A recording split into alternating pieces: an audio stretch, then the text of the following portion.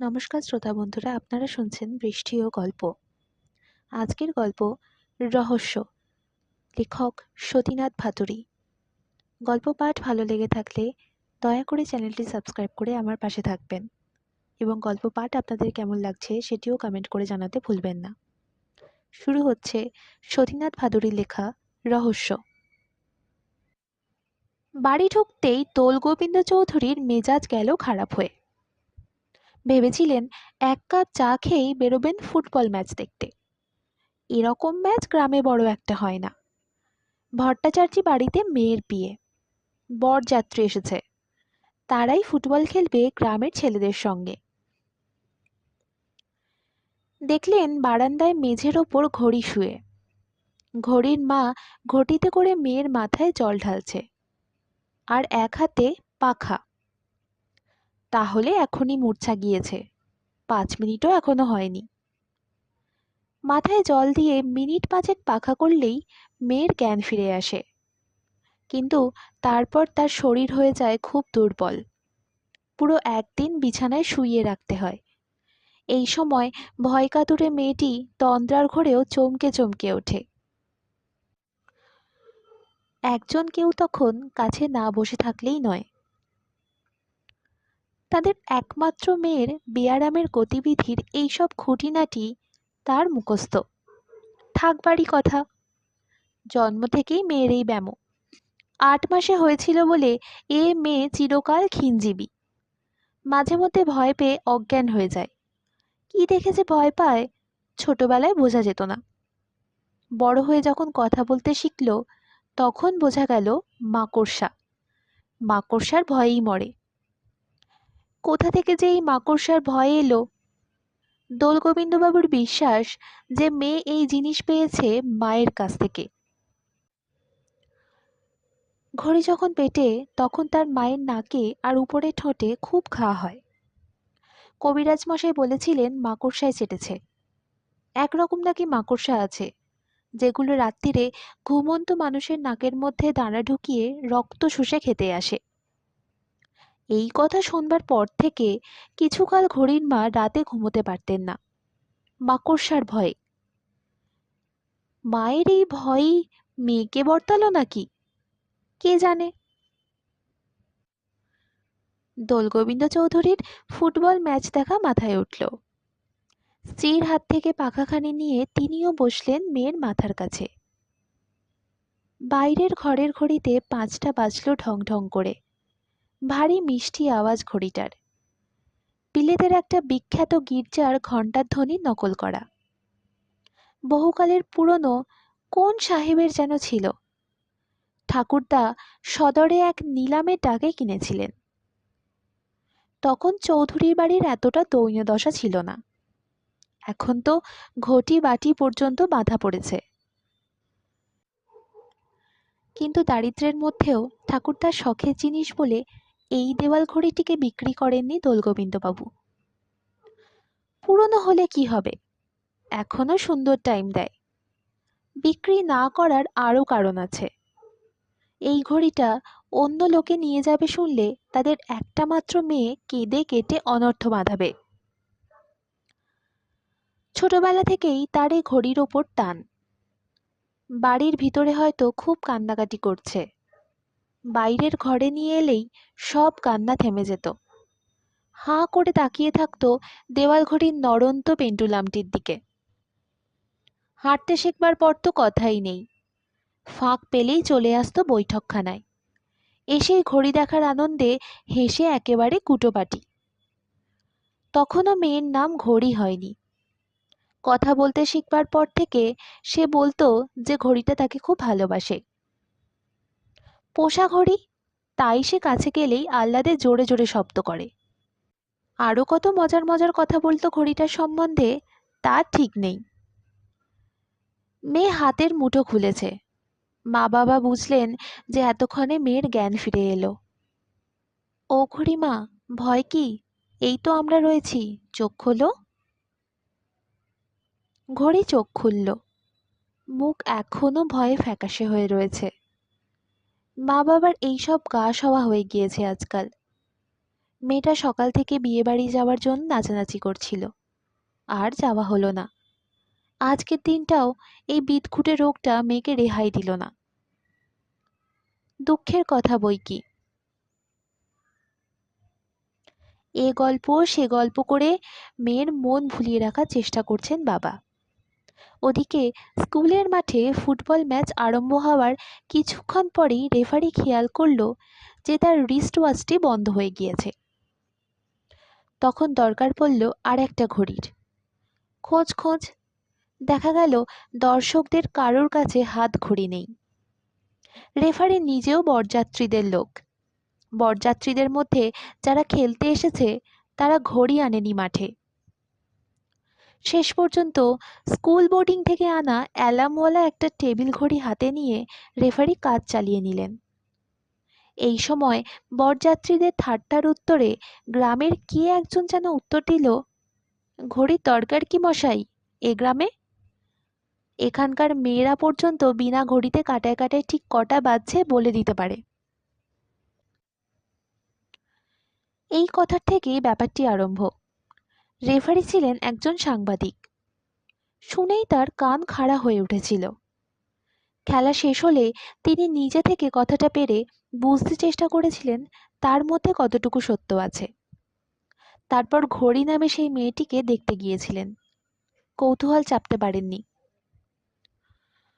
অসুস্থ শরীরের উপরও মেয়েটি ঠিক ঠিক সময় বলে দিয়ে সেদিন তার কৌতূহল পূরণ করেছিল। দোলগোবিন্দবাবু খুব কথা বলতে ভালোবাসেন। রেফারি শুধু জিজ্ঞেস করেছিলেন, এর নাম ঘড়ি রেখেছেন কবে থেকে? উত্তরে দোলগোবিন্দবাবু একেবারে বিরাট পর্ব শুনিয়ে ছেড়েছিলেন। তখনও মেয়ে কত ছোট। ওর মা একদিন আমাকে জিজ্ঞেস করে, দেখো তো কটা বাজলো বাইরের ঘড়িতে। মেয়ে খেলা করছিল ভাড়ার ঘরের বারান্দায়। সেখান থেকে সেই জবাব দিল, একটা কাঁটা একেবারে উপরে আর একটা কাঁটা একেবারে নিচে। আমরা অবাক। সত্যি বাইরের ঘরের ঘড়িতে ঢং ঢং করে 6টা বাজতে শোনা গেল। তখনও মেয়ে ঘড়ি দেখতে জানে না। সেই থেকে ওর মা ওকে ঘড়ি বলে ডাকতে আরম্ভ করে। ঘড়িমার আমার সব ভালো, শুধু শরীরটা চিরকাল ওই একই রকম রয়ে গেল। আমাদের এই একটা মাত্র সন্তান, তারও এই স্বাস্থ্য। ভেবেছিলাম বড় হয়ে সেরে যাবে, কই আর সারল। 10 বছর পূর্ণ হয়ে যাবে তার আসছে মাসে। রেফারি সাহেব পরদিন সকালে আবার এসে মেয়েটির ফটো তুলে নিয়ে গেলেন। দিন কয়েক পরই শ্রীমতী ঘড়ির ফটো আর তার অলৌকিক ক্ষমতার কথা খবরের কাগজে বের হলো, বিবরণ বিস্তৃত। গ্রামের লোকে এতকাল ঘড়ির এই দৈব ক্ষমতায় বিশেষ আমল দেয়নি। পারে তো পারে, অমন কত কিছুই আছে দুনিয়াতে। চাঁদ সূর্যি তারা দেখে সময় বলা, ওসব তো চিরকালই আছে। কিন্তু খবরের কাগজে তাদের গ্রামের নাম এত বড় বড় অক্ষরে বার হওয়ার পর আর ব্যাপারটিকে কিছু নয় বলে উড়িয়ে দেওয়া চলে না। উড়িয়ে দেওয়ার উপায় ছিল না, কেননা এরপর থেকে গলায় ক্যামেরা ঝোলানো একজন দুজন লোক প্রায়ই আসতে আরম্ভ করলো গ্রামে ঘড়িকে দেখবার জন্য। বহু রকমের খবর বার হতে লাগলো বিভিন্ন খবরের কাগজে মেয়েটি সম্বন্ধে। পাড়ায় সবচেয়ে বেশি হইচই পড়ে গেল যেদিন জেলা ম্যাজিস্ট্রেট আর সিভিল সার্জনের গাড়ি এসে লাগলো দোল গোবিন্দ চৌধুরীর বাড়ির দুয়ারে। উপরওয়ালার হুকুমে তারা এসেছিলেন। ব্যাপার হয়েছিল কি, তখন কলকাতায় বিজ্ঞান কংগ্রেসের অধিবেশন হচ্ছে। একজন পৃথিবী বিখ্যাত আমেরিকান বৈজ্ঞানিক ওই সভায় নিমন্ত্রিত হয়ে এসেছিলেন। তিনি মানুষের দুর্বোধ্য অলৌকিক ক্ষমতাগুলি নিয়ে ইদানিং গবেষণায় মেতেছিলেন। কুমারী ঘড়ির ইন্দ্রিয়াতীত ক্ষমতার সংবাদ তার দৃষ্টি আকর্ষণ করে। তিনি মেয়েটিকে দেখতে উৎসুক হয়ে বলেন যে এর মধ্যে যদি কোনো বুজরুগি না থাকে তাহলে তিনি মেয়েটিকে আমেরিকায় নিয়ে যেতে চান। সেখানে তার মনোবিদ্যা গবেষণাগারে একে কিছুকাল পরীক্ষাধীন রাখতে হবে। মেয়েটির মা বাবা সেখানে সঙ্গে যেতে পারেন। পড়াশোনা, থাকা, কোনো বিষয়ে টাকার অভাব হবে না। ব্যাপারটির মধ্যে কোনো রকম চালাকি আছে কিনা সেটা সেখানে গিয়েই যাচাই করে নিতে চান তিনি। এই জন্য সরকারিভাবে উপর থেকে আদেশ এসেছিল জেলা ম্যাজিস্ট্রেটের কাছে ওই বৈজ্ঞানিককে যথাসম্ভব সাহায্য করতে এই বিষয়ে। সিভিল সার্জন আর ম্যাজিস্ট্রেট সাহেব প্রথমে এসে ঘড়ির অলৌকিক শক্তির পরীক্ষা নিয়ে নিজেরা নিঃসন্দেহ হয়ে গেলেন। তারপর দোলনবাবুকে আমেরিকান বৈজ্ঞানিকের ইচ্ছার কথা জানালেন। আমেরিকা যাওয়ার প্রস্তাবে তারা কিছুতেই রাজি নন।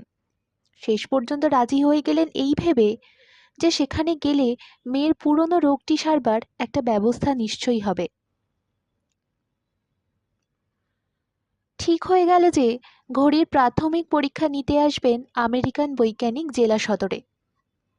গ্রামে ইলেকট্রিসিটি নেই, আরও অনেক রকম অসুবিধা। সেই জন্য সিভিল সার্জন সদর হাসপাতালের একটা দিক একেবারে খালি করে দিলেন।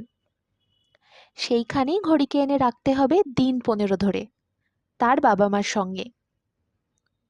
পুলিশ পাহারা থাকবে চারদিকে। ভিতরে যে যাবে বা যে থাকবে তাদের তন্ন তন্ন করে সার্চ করে ঢুকতে দেওয়া হবে।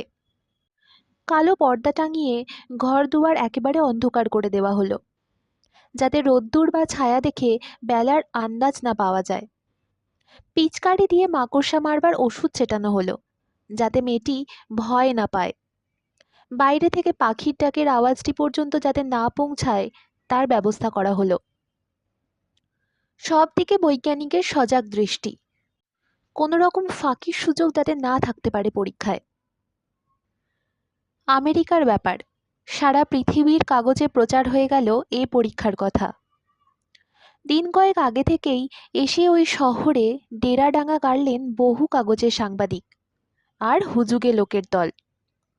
সাধারণ লোকে এরই মধ্যে ঘড়ি মা বলে ডাকা আরম্ভ করেছে মেয়েটিকে। পুলিশ পাহারা ঠেলে এসে প্রমাণ করতে চায় যে গ্রামটির নাম মেয়েটির দৌলতে পৃথিবীর মানচিত্রে লেখা হয়ে যাচ্ছে, সেখানকার লোকজনদের আজ গর্বের অন্ত নেই। কেমনভাবে কখন পরীক্ষা নেওয়া হবে সে কথা বৈজ্ঞানিক দ্বিতীয় ব্যক্তিকে বলেননি। ঠিক হলো ঘড়িকে বেশিরভাগ সময় শুয়ে থাকতে হবে বিছানায়। অল্প অল্প করে যখন তখন খাওয়ানো হবে। খিদে পাওয়া বা ঘুম পাওয়া দেখে যাতে সে সময়ের আন্দাজ না পায়। এই ব্যবস্থা চলল কয়েকদিন। পরীক্ষার ফলাফল সম্বন্ধে দোলগোবিন্দবাবু, তার স্ত্রী, তাদের গ্রামের লোক, ম্যাজিস্ট্রেট সাহেব বা সিভিল সার্জনের কোনো সন্দেহ ছিল না। কিন্তু সাংবাদিকদের মধ্যে অধিকাংশেরই ছিল। ফলাফলের জন্য দিন কয়েক প্রতীক্ষা করে তারা অধৈর্য হয়ে উঠেছে।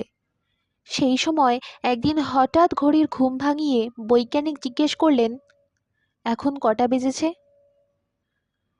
ঘড়ির মা বাবাকে তিনি বিশ্বাস পাননি, তাই তারা মেয়ের কাছে বসে থাকা সত্ত্বেও দোভাষীর কাজ করছিল সিভিল সার্জন।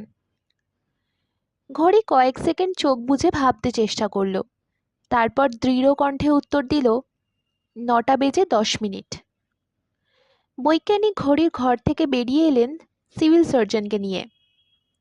এর মধ্যে যে বুজরুগি আছে তা তিনি প্রথম থেকেই সন্দেহ করেছিলেন।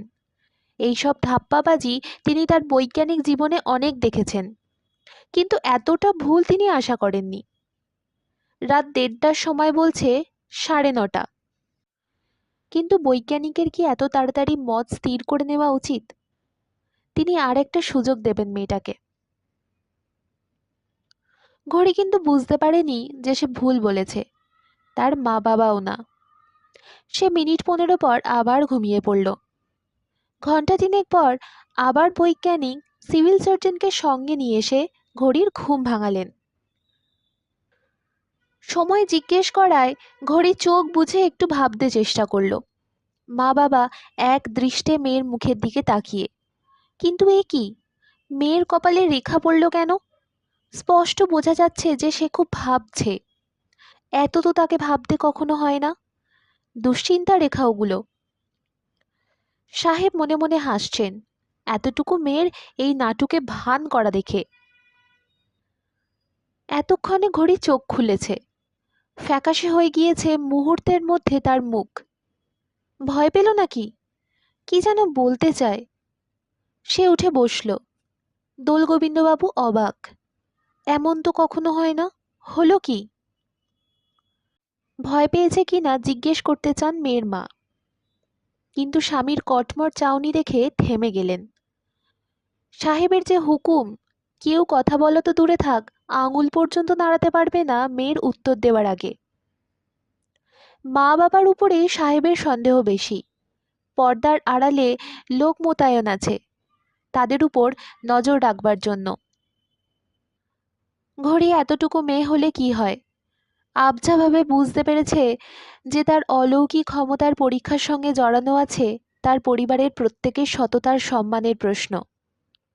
হতাশার ছাপ স্পষ্ট ফুটে উঠেছে তার মুখে। আমাকে ছেড়ে দাও, আমি বলতে চাই না। তার চোখ ফেটে জল আসছে। ঝাপসা চোখে সে তাকালো তার মায়ের মুখের দিকে। মায়ের চাউনিতে আশ্বাস ভরা। বলতে চান, যা পারিস তুই বল না। মনের বাধা ঠেলে মরিয়া হয়ে ঘড়ি বলল, এখন 11:20।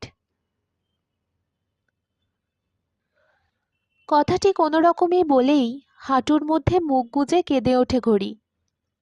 সময় ঠিক বলতে পারেনি তা সে জানে। কেন আন্দাজ এমন হলো? এমন তো জীবনে কখনো হয়নি তার। সাহেব নিজের ঘড়ি দেখলেন। 4:16। সকাল হওয়ার আর বেশি দেরি নেই। বৃথায় কয়েকদিন সময় নষ্ট হলো। নিষ্পাপ মেয়েটিকে অযথা কতগুলো মিথ্যা কথা বলা শেখানো হয়েছে। বাপ মায়ের দিকে একটা রূঢ় অবজ্ঞার দৃষ্টি হেনে তিনি বেরিয়ে গেলেন বাইরে প্রতীক্ষামান সাংবাদিকদের দিকে। তার কাছে মাপ চাইবার ভাষা খুঁজে পান না সিভিল সার্জন আর জেলা ম্যাজিস্ট্রেট। খুব বোকা বানিয়েছে বটে পরিবারটা এ কদিন তাদের। মা মেয়েকে কোলের মধ্যে টেনে নিল। দোলগোবিন্দবাবুর চেয়ে কেউ বোধহয় বেশি অবাক হয়নি। ঘড়ি একটু শান্ত হলে তিনি তাকে ক্রমাগত প্রশ্ন করতে আরম্ভ করেন। মেয়ের উত্তর থেকে তিনি মোটামুটি বুঝলেন ব্যাপারটা। সময় জিজ্ঞেস করলেই ঘড়ি মুহূর্তের মধ্যে চোখ বুজে ভেবে নিত। তখন তার চোখের সম্মুখে ফুটে উঠত বৈঠকখানার দেওয়াল ঘড়ির ডায়ালটা। সেইটা দেখেই সে বলতো কটা বেজেছে। একদিনের জন্য এইরকমভাবে বলা তার উত্তর ভুল হয়নি। ঘড়ির অলৌকিক ক্ষমতায় কোনো ফাঁক ছিল না। শুধু সে যে মানুষ চক্ষে ঘড়ির ডায়ালটা দেখতে পায়, এই কথাটি মা বাবা কারোর কাছে বলতেন না। মেয়েকেও একথা কাউকে বলতে বারণ করে দিয়েছিলেন। কিন্তু আজ হলো কি? মেয়ে কাঁদতে কাঁদতে বলছে, প্রথমবার দেখলাম 9:10। তারপর আবার যখন ঘুম ভাঙিয়ে জিজ্ঞেস করলো তখন দেখে 9:10। এ তো হতে পারে না। দুই বাড়ি একই সময় কি করে হবে? বুঝে গেলাম যে আমি বলতে পারবো না। তখন ভুল জেনেও আন্দাজে যা তা একটা বলে দিলাম। তার কান্না আর থামে না। বাইরে তখন লোকে লোকারণ্য। ঠাট্টা, বিদ্রূপ, গালাগালির স্রোত বইছে। তাদের হাত থেকে বাঁচানোর জন্য পুলিশ পর্দা ঘেরা গাড়ি করে পরিবারটিকে বাড়ি পৌঁছে দিয়ে এলো। দোলগোবিন্দবাবু প্রথমেই ছুটে গেলেন বাইরের ঘরের ভিতর। দেওয়াল ঘড়িটা 9:10 বন্ধ হয়ে গিয়েছে। বন্ধ হবার তো কথা নয়। এ ঘড়িতে যে 15 দিন পর পর দম দিতে হয়। তিনি যে যাবার আগে নিজে হাতে দম দিয়ে গিয়েছিলেন। ঘড়িটা খুলে দেখলেন মাকড়সায় জাল বুনেছে ভিতরে, তাই বন্ধ হয়ে গিয়েছে। একটা ক্ষুদে মাকড়সা লাফাতে লাফাতে পালিয়ে গেল। এই ছিল আজকের গল্প। গল্পটি আপনাদের কেমন লাগলো কমেন্ট করে অবশ্যই জানাবেন। ভালো লেগে থাকলে আমার চ্যানেলটি সাবস্ক্রাইব করুন এবং সাবস্ক্রাইব করে আমার পাশে থাকুন। প্রায় 83.5% শ্রোতা বন্ধুরা আছেন যারা আমার গল্প শুনছেন, কিন্তু আমার চ্যানেলটি সাবস্ক্রাইব করছেন না। আপনারা সাবস্ক্রাইব করলে আমি আরও উৎসাহিত হব নতুন নতুন গল্প পাঠের জন্য। পাশে থাকুন, সাবস্ক্রাইব করুন এবং আরও গল্প শুনুন। শেষ অবধি আমার সাথে থাকার জন্য অনেক ধন্যবাদ।